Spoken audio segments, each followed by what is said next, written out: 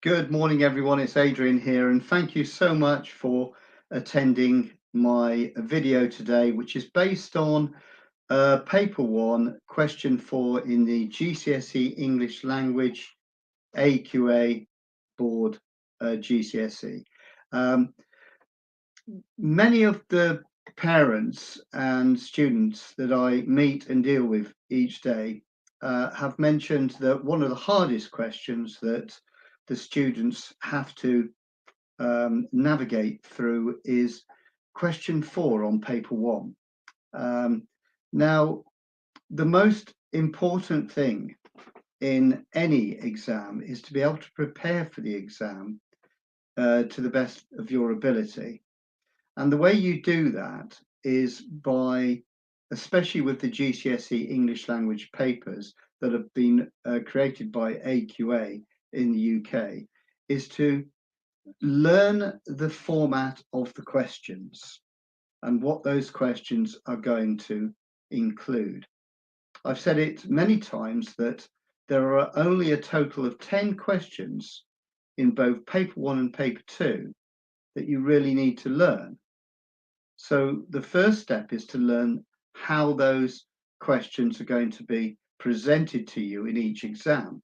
The good news is they're not going to change the format.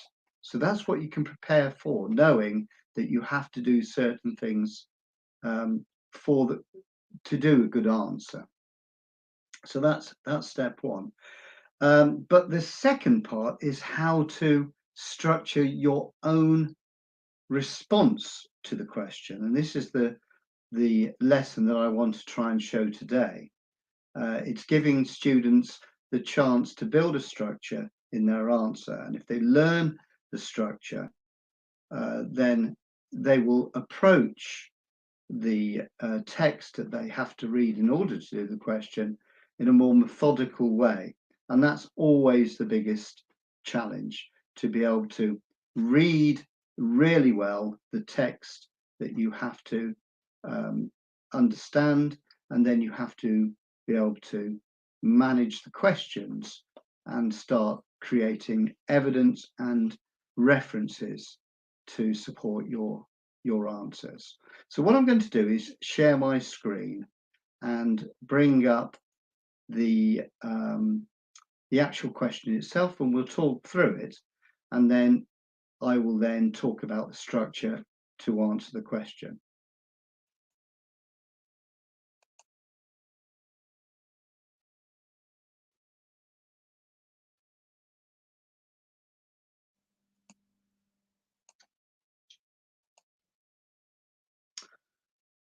So I'm now sharing the screen that talks about the question here and the way it's constructed.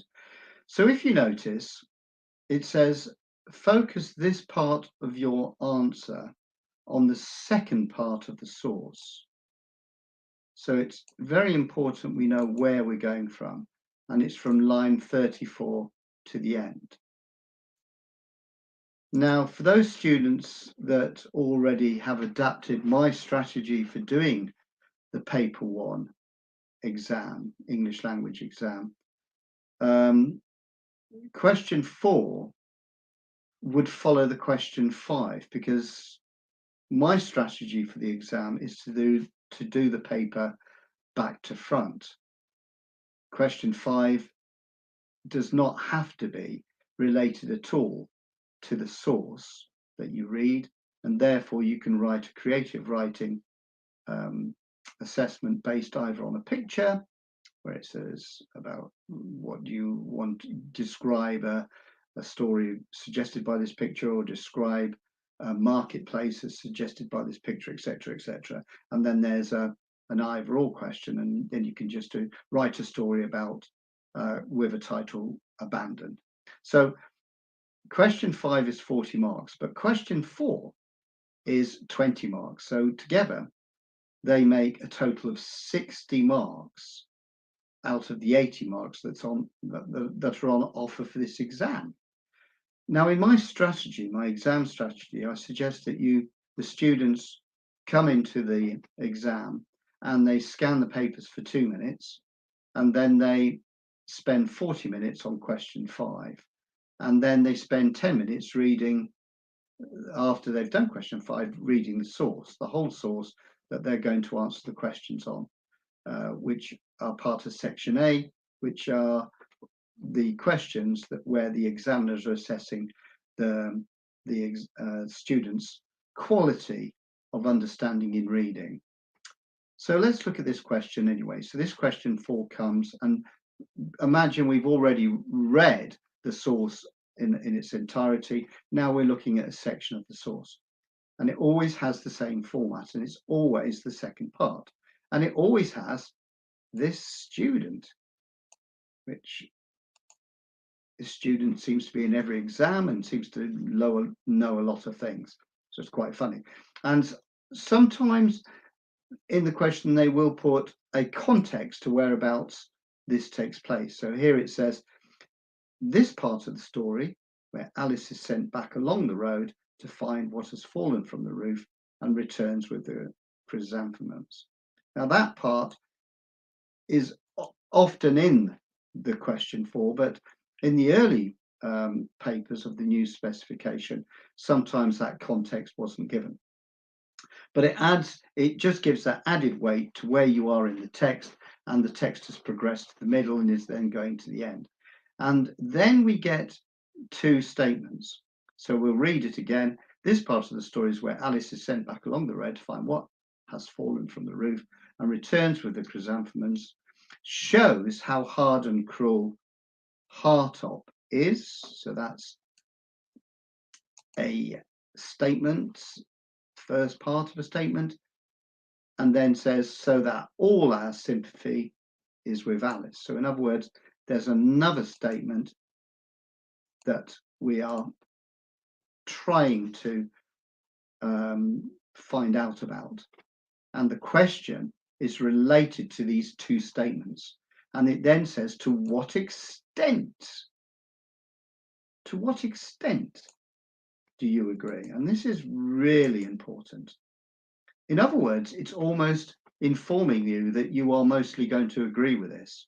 And in past papers, this tends to be the case. The first statement is the one that is probably the easiest to agree with, but to an extent. So it doesn't mean that you can agree totally with it, because it says to what extent you agree. And then it also applies to so that all our sympathy is with Alice. So let's go look at these statements a little bit more closely and see how we can approach this and build a structure. But before we do that, there's always advice by the examiners saying, in response, you could. Now, I really believe that this should be should. Only because why would you say could? The examiner is trying to give the students advice, it's best to take it. And then it says the bullet points and repeats the statements in a different way. It says, consider whether Alice is treated cruelly by her father. And the key word that keeps coming up is this word, cruel. And it is a very important word, but you have to think, is that really how she is treated in this sense? So it has more to it than meets the eye. And then this is the pivotal point where it says evaluate how. Now, in question 4, there is no mention of language and structure. But if you're going to evaluate how the writer creates sympathy, this means that the writer has to use techniques and methods, and that would mean structure and language. And to maximize your marks, or to access maximum marks, you must include references that are linked to the text that are both structural and language based. If you miss either of those elements out, you cannot maximize all those marks. You will only be able to access 50% of the marks. So it's very important that we understand that from the off. So let's have a look at what we are doing here. The word cruel. Now, without reading the source, cruel is an incredibly strong word, and it may not be that appropriate to the way this father, Hartop, actually behaves. So we have to think about that, and we've read the source, and we'll probably have some idea that yes, he might not be pleasant, but on the other hand, it may not constitute cruelty. And then this phrase here, so that all of our sympathy is with Alice. The pivotal word here is all, and whenever you see an all in an exam, that means it's over exaggerated. It means that we have to give all our sympathy to Alice. But in fact, when we read the source, we'll probably find that this isn't the case. So the actual structure of the question is, again, building your opinion based on the evidence, but it's highly likely that we would mostly agree with the first statement here, and then we may dispute or find this particular statement questionable. So that's where we are. So let's go now to the structure. The first thing I would like to just indicate is that in my exam strategy, for those of you who've looked at exam strategy video, allocate 22 to 25 minutes for this question. I'd rather give extra time because it's a high mark and we want to do it properly. And I've reiterated here, your answer must use appropriate references, which must include both language and structural references, or you cannot access maximum marks. Please keep that in mind all the time. A lot of students have been very well taught for language, but sometimes the structural elements, not that it hasn't been taught well, but perhaps the students haven't understood it as well. So it's important to build up your strength in what structural references are. Now, this is the way I think it should be approached. So the question says, to what extent do you agree? And it picks off two statements. So my strategy and structure would be do a very small paragraph that actually shows to what extent that you agree with the student's statement, and it's in those two parts. And you would only give 2 minutes for this. So I would probably say, it is obvious that the writer presents Hartop as a difficult, hard and harsh man, but whether he is cruel in this extract may need to be questioned. Also, it is questionable whether Alice deserves all our sympathy in the extract, as throughout the extract she shows quite a strong character. Now, you don't go into the detail and start referencing, you just basically spend 2 minutes putting an introductory paragraph which sets out your stall. So the next one is to go back to the statement again, and it's the one that you're going to mostly agree with. Now, the key to all of this is the evaluate how the writer does this and that, etc. When you evaluate something, you will give it a kind of a mark in your head. For instance, if you go to a restaurant and you have a meal and somebody says, what would you give that? What mark would you give out of 10 for that? And somebody says, well, that was 7. And then you'd say, well, why not 10? Well, the food was good, but the actual speed of the service was not, and it was quite slow. So that's what we have to do when we do this question. We're evaluating that 70% of the statement might be true, 60 or 70% might be true. On the other hand, there are elements to it that don't sort of make sense. So I would suggest the first statement, where it's talked about Hartop's cruelty, that would be the main thrust of your argument, and you would then write 3 paragraphs related to the part of the statement that shows how hard and cruel Hartop is there.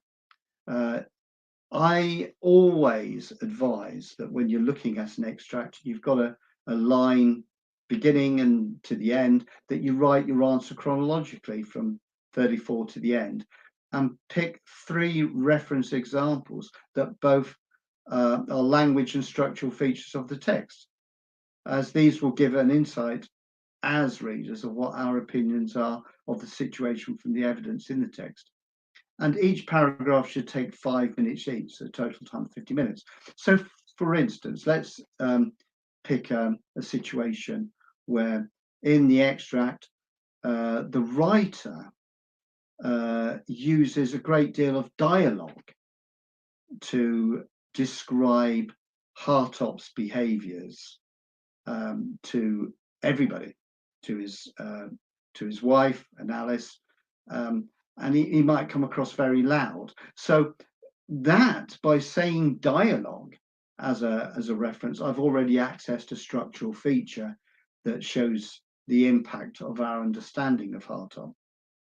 And then it might be that we find other language features or structural features in the text that we can reference. So that would be a 15-minute piece of writing, and these references can be found quite easily, because when if I roll back time and think we've just finished question 5, you're now reading the source. There's a 10-minute allocation I put in my exam strategy that you read the whole of the source. You also read it once, that source, which will take probably 4 to 5 minutes. And then you go back knowing that question 4 is coming up from halfway through to the end. You can scan the question. So you've already read the source several times. So you're already beginning to pick out elements that indicate your arguments. So when you've done the 3 paragraphs related to the first part of the statement, we then go to a final statement, which is about the sympathy. Now write 1 paragraph related to so that all of our sympathy is with Alice. Again, we could reiterate the word all, which tends to give a rather generalized view of everything. It's a bit exaggerated that we can give all our sympathy. It's obvious that we can't. We know that in the text that Alice actually is very complicit and accommodating to her father, but he may be quite badly behaved. But there is sympathy for her, but it might not be related to her father being cruel to her. It might be something else in the text that you discover. So again, you could probably pick out references that support the notion that Alice does not deserve sympathy, but also perhaps one where she does deserve a little bit of sympathy in the session there. So that's basically the structure that I wanted to mention to you. So I'll stop sharing that now and just come out of this element here. So now what I wanted to just quickly talk about is that on the back of this video, I'm trying to create small group tuition forums for 4 students at a time, teaching all about the strategies and exam tips that I can give related to English Language Paper 1 and 2 on AQA GCE. So please get in touch with me if you do want to join a group. These will take place in the UK on a Saturday morning, and obviously there'll be quite a lot of people that want to join. So I look forward to your comments on this video. You can also go to my website where you've got a link to my YouTube account, and you can subscribe for free to the videos that I produce. And hopefully this will be one that you can look at again. Anyway, thank you very much for your time. See you soon.